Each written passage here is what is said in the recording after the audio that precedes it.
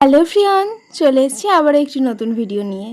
এই ভিডিওটা হলো বৌদি ভাই আর বাবানের নার্সিংহোমের লাস্ট দিনের ভিডিও। আগের দিন রাতে তো আমরা বৌদি ভাইয়ের কাছে ছিলাম, সেটা তো তোমরা আগের ভিডিওতেই দেখেছো। আর এই যে দেখো, সকালে উঠে আগে বাবানকে একটু আদর করে নিয়ে আমি আর মা চলে গেছিলাম চা খেতে। আর নার্সিংহোমের খুব কাছেই ছিল এই দিঘিটা।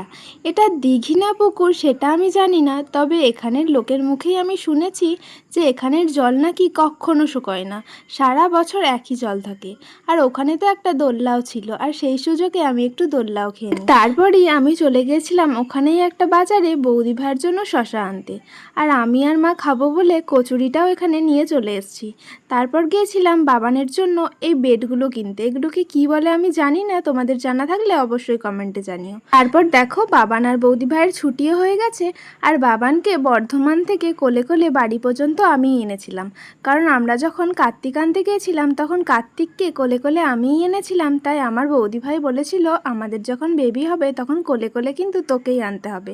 আর সেই মতো বাবানকেও কোলে কোলে ওর মামার বাড়ি পর্যন্ত আমিই এনেছিলাম। তারপর দেখো, বাবানকে ওর দিদুনের কাছে দিয়ে বৌদি ভাইকে টাটা জানিয়ে আমরা চলে এলাম বাড়ি।